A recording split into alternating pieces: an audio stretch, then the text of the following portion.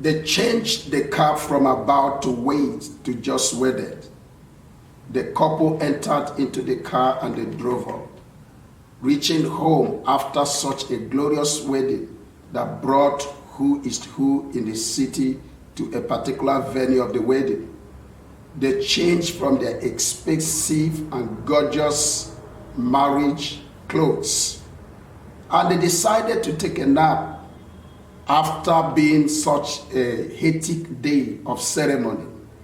And after some hours, the lady woke up, only to remember that she needed to make some call to greet her friends who participated in the wedding. Then she realized that she did not have enough airtime in her phone. So she decided to use the newly wedded husband's phone, and she picked up the phone, opened it up to make calls.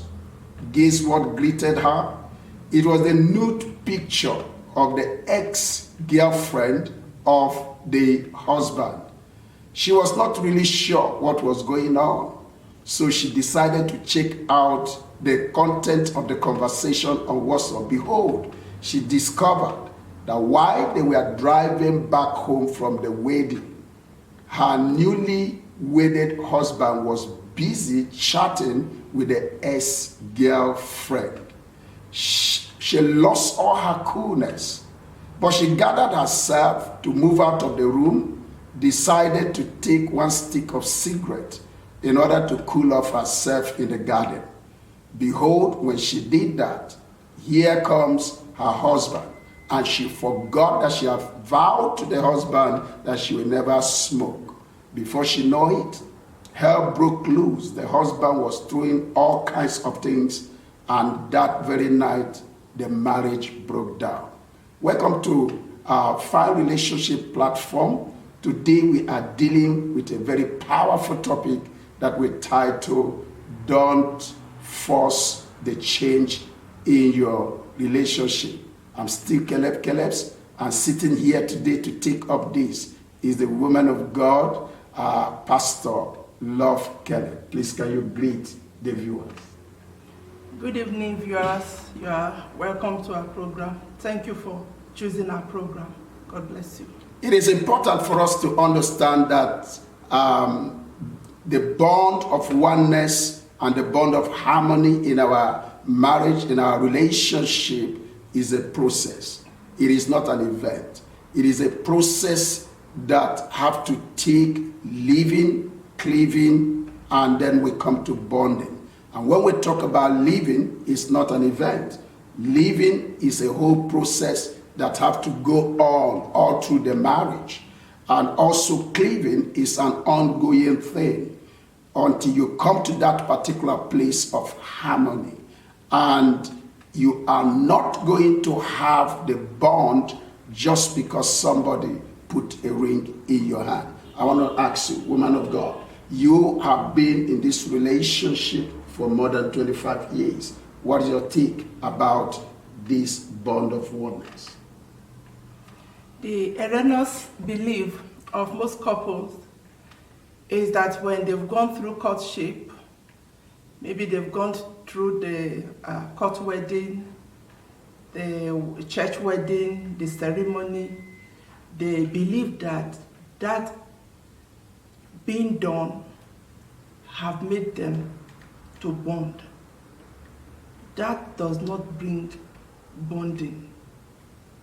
Bonding is not an event. It is a process. Bonding does not just happen. You need to make sacrifice. You need to learn. You need to study. You need to go through some trials, some situations for you to come to the place of bonding.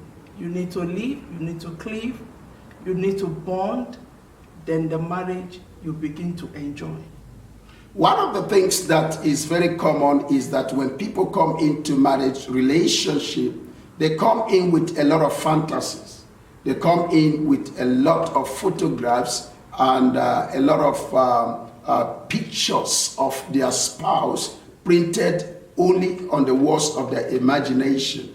And in that particular picture, they don't print the flaws. They don't give accommodation to the flaws and the weaknesses of their spouse. They only print the best on their imagination, which is very powerful. But you see, the bubbles begin to deflate the moment you are confronted with some sides of that man or that woman that you never predicted that will ever happen unto you. And that is what I call the point of provocation. Is a provocation stage of your marriage when you are being frustrated by the attitude of your spouse, and you begin to see what you didn't prepare for. It is the provocation phase. You know something? So many people want to quit from that particular point. Others also want to initiate change at that particular point. I came into this studio with a woman of God to let you know that at the point of provocation is not the point for you to quit. Neither is it the point for you to begin to change or force changes in the life of your spouse. The change that you need to initiate has to take a particular process. Woman of God, what do we do when we begin to get frustrated with the attitude, with the attitude of our partner, like the story that we have just given right now? I know that same night of their wedding, they face the real stage of their marriage, which is provocation. What do? How do we respond to provocation? I think what you should do is to accept, which is acceptance. Acceptance. Don't forget that you are two people from different backgrounds. That's true. Your upbringing is quite different. So your expectation during your courtship and during the wedding, it's normal. But the reality comes when you take off the wedding gown and it's back to the normal clothes. It's time to begin, the starting point. So when you notice all these things, sometimes most spouse, they are disappointed because this is not what they are expecting. You understand? They are frustrated, and the next move is, I want to go, I want to leave. But I counsel us that what you should do is to accept your spouse. Accept his person, accept who he is. I'm not talking about allowing his mistakes to continue, but you need to accept him, because in the first place, you did not get married to his character. You got married to him. To his person. To his person. So you fell in love with his person, not just his character. So you need to, should I use the word, overlook his weaknesses first, accept his person. Because there is no way you can enforce change without accepting his person first. If you major on his fault, on his mistakes, or the things, negative things you are seeing, there is no way you can accept him for you to begin to enforce the change. So the first thing you need to do is accept him the way he is first, before you talk of change. You don't talk of making changes when you have not accepted him the way he is, accepted him for who he is. So you need to accept him first. So the first thing is acceptance, and when we deal with acceptance, accept who he is, accept who she is. If she's an armed robber and you want him to change from robbing or stealing, first of all, accept him for who he is. If he is whatever, you open the package and you've seen that this was not what I was expecting, don't just initiate change, because you can't change anything at that particular point. You will never change a person or influence a person who have come to the point to know that you have not accepted them. Every human being craves for acceptance. It is the basis. A child will not take your instruction, no matter how good your instruction is, no matter how transforming your instruction is, the child will not take your instruction until they are convinced that you have accepted them. So the beginning point of the process of transformation in your relationship is that you got to accept that person the way he is, the way she is. Don't rush into changing. Don't rush into getting out of the relationship. All you need to do is accept that person. But accepting the personality or the person of the person does not really have to translate to you accepting the wrong things the person is doing.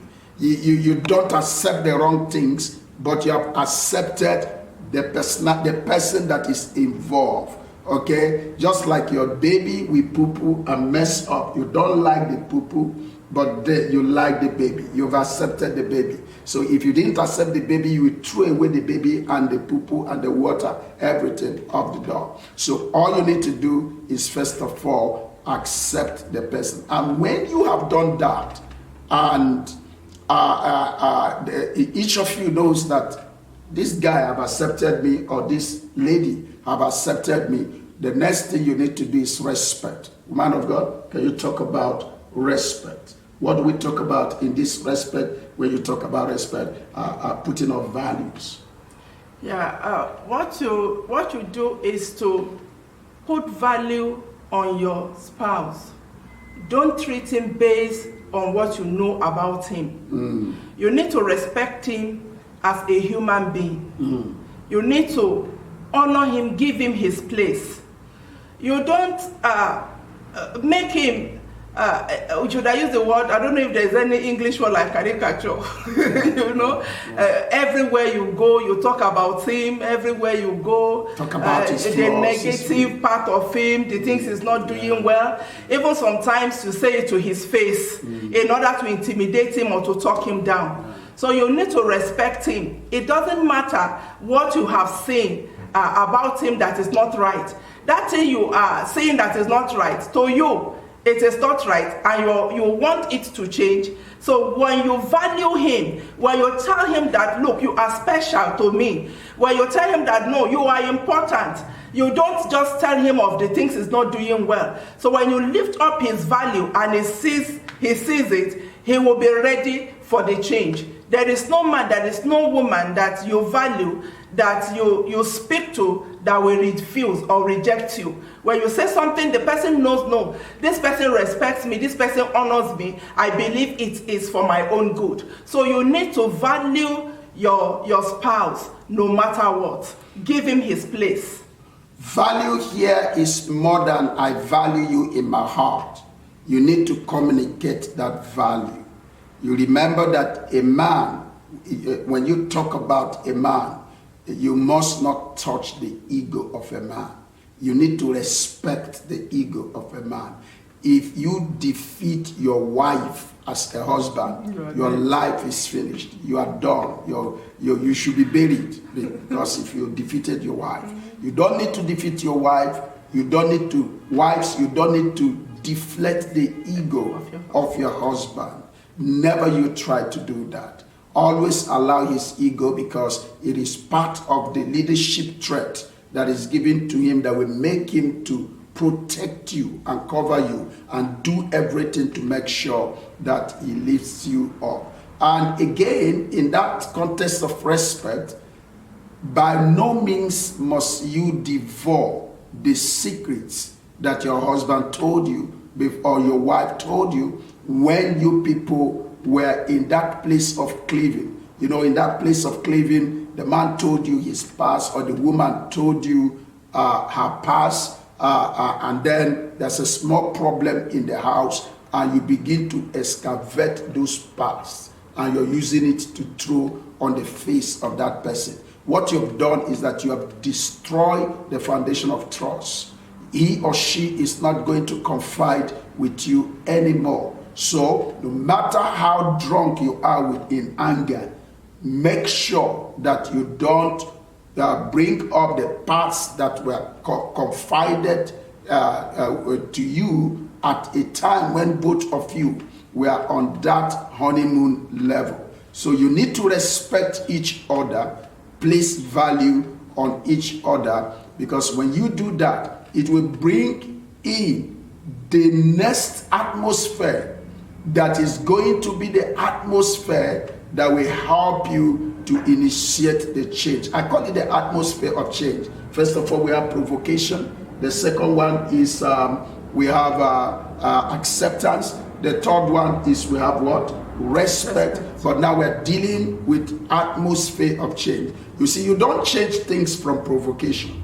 You don't change things from the point you should be busy with acceptance. You don't change things with at the point where you should be communicating values and making sure that the person realizes that you value that particular person.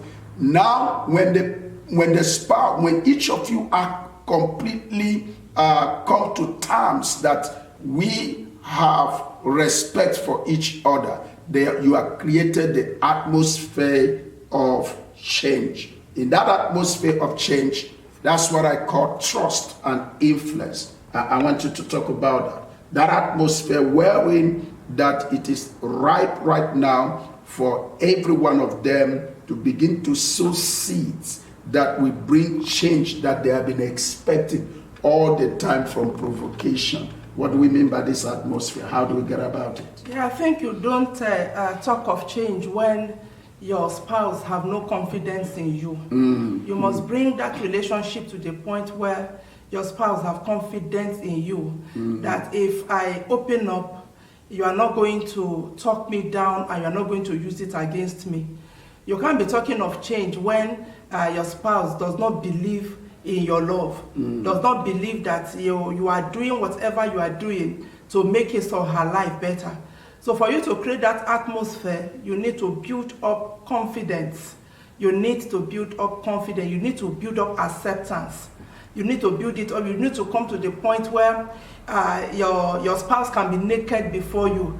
The Bible said that Adam and Eve were naked, and they were not ashamed. So your spouse must have that confidence to come to you and say, oh, my dear, I did this, I did that, I made this mistake. Or sometimes also, he or she will come to you to say, oh, this aspect I don't know, please can you teach me?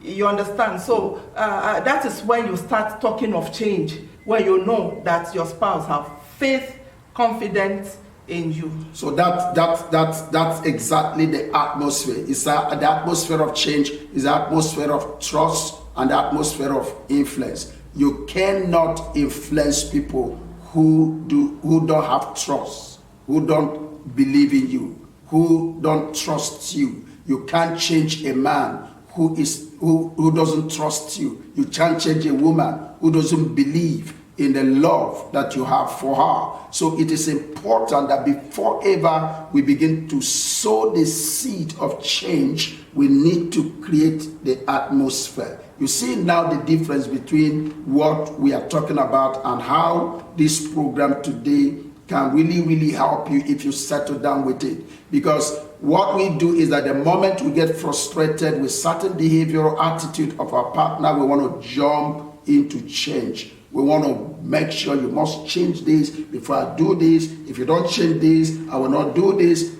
It's not going to happen that way. Because if it is the man is going to say, who the hell are you? I've been living this way before ever I met you. And the woman will say, are you my mother? You understand all those slangs. So you need to build it up. You need to go from one level onto another. Create the atmosphere. And when you have the atmosphere, begin to sow the seed of change. Now, look at the opening story that we had. It's a true story that happened.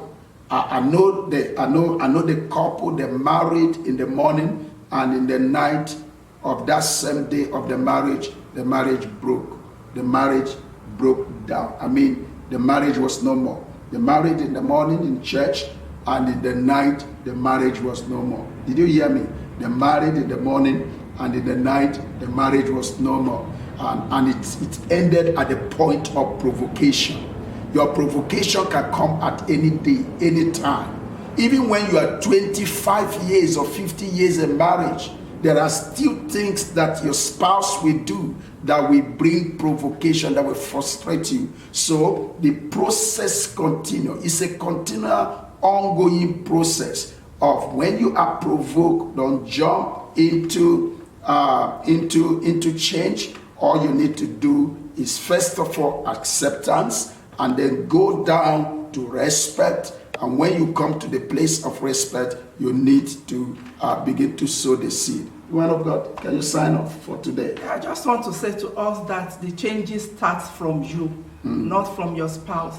And don't break it up at the point of provocation. Okay, you need to be the change that you want from your spouse, and that change will happen. Thank you, DMG, for your production, DMG Studio, for all your investment into this, and One World Point Travel, moving people around the world. We celebrate each and every one of you. Till we see you again, it is this day. We're telling you, don't force the change. God bless you.